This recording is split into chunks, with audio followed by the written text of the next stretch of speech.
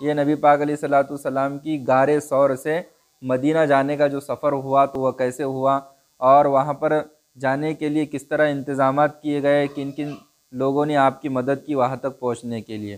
جب نبی پاک علیہ الصلوۃ والسلام غار ثور سے نکل کر مدینہ کی طرف روانہ ہوئے تو کفار و مشرکین کی جو جلن تھی، ان کا جو حسد تھا اور ان کی جو دشمنی تھی وہ ابھی سرد نہیں پڑی تھی۔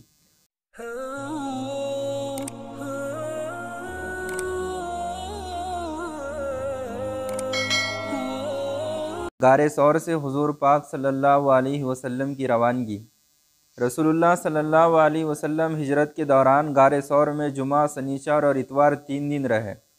پھر جب مکہ میں شور و ہنگامے میں کمی ہوئی تو مدینہ کے لیے نکلنے کا ارادہ فرمایا۔ عبداللہ بن اریقط کو راستے کی رہنمائی میں بہت مہارت تھی۔ انہیں حضرت ابوبکر رضی اللہ تعالیٰ عنہ نے 2 سواری دے کر مدینہ پہنچانے کے لیے اجرت پر پہلے ہی سے تیار کر رکھا تھا۔ جب عبداللہ بن اریقط سواریاں لے کر آیا تو آپ علیہ الصلوۃ والسلام کی خدمت میں پیش کیا۔ چنانچہ آپ علیہ الصلوۃ والسلام نے ایک اونٹنی قیمتاً پسند فرمایا۔ اس طرح حضور پاک صلی اللہ علیہ وسلم، حضرت ابوبکر، عامر بن فہیرہ اور عبداللہ بن اریقط مدینہ کی طرف نکل پڑے۔ ان حضرات نے عام راستے کو چھوڑ کر ساحلی راستہ اختیار کیا۔ اسی سفر میں آپ علیہ الصلوۃ والسلام کا گزر معبد کے خیمے سے ہوا تو آپ علیہ الصلوۃ والسلام نے معبد کی اجازت سے ان کی خشک تھنوں والی اور کمزور بکری سے دودھ دوہا۔ سب نے سیر ہو کر پیا، پھر دودھ دھو کر معبد کو دے کر سفر کا رخ کیا۔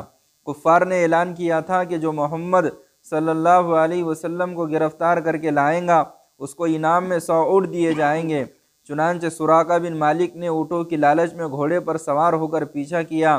جب قریب پہنچا تو آپ علیہ الصلوۃ والسلام نے دعا فرمائی، جس کی وجہ سے اس کے گھوڑے کے اگلے 2 پیر گھٹنوں تک زمین میں دھس گئے۔ وہ معافی مانگنے لگا اور وعدہ کیا کہ اگر نجات ملی تو کفار کو آپ کا پیچھا کرنے سے روک دوں گا۔ پھر آپ علیہ الصلوۃ والسلام نے دعا فرمائی تو اس کو نجات مل گئی۔ یہ نبی پاک علیہ الصلوۃ والسلام کی غار ثور سے مدینہ جانے کا جو سفر ہوا تو وہ کیسے ہوا، اور وہاں پر جانے کے لیے کس طرح انتظامات کیے گئے، کن کن لوگوں نے آپ کی مدد کی وہاں تک پہنچنے کے لیے۔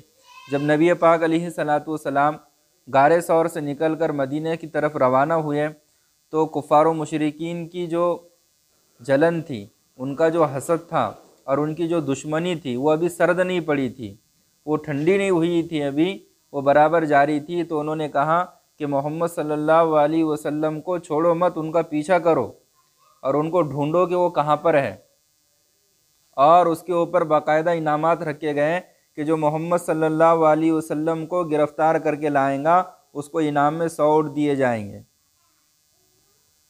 تو سراقہ بن مالک نے ان اونٹوں کی لالچ میں نبی پاک علیہ الصلوۃ والسلام کا پیچھا کیا۔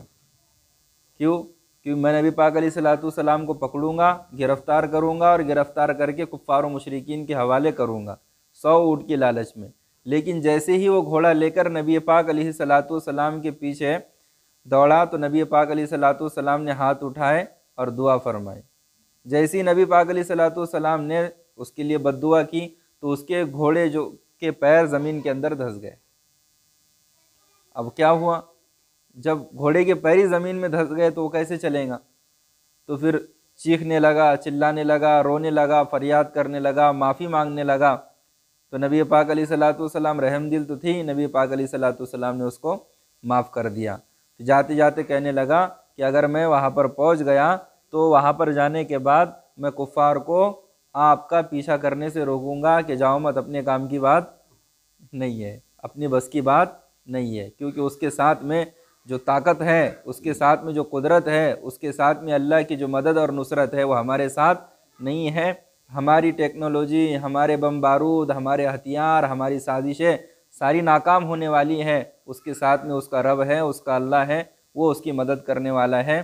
اس لیے ہمارے بس کی کوئی بات نہیں ہے، لہٰذا اس کا پیچھا مت کرو، اس سے لڑو مت، اس کا مقابلہ مت کرو۔ وہ ایک بہت زبردست خدائی نظام کے تحت کام کر رہا ہے۔ تو وہ لوگ یہ بات سمجھ چکے تھے۔ اگر اب تک آپ نے ہمارے YouTube چینل عظمت اسلام کو سبسکرائب نہیں کیا تو سبسکرائب کریں تاکہ ہر آنے والی ویڈیو سے آپ باخبر رہیں اور اس کی نوٹیفیکیشن آپ تک پہنچتی رہے۔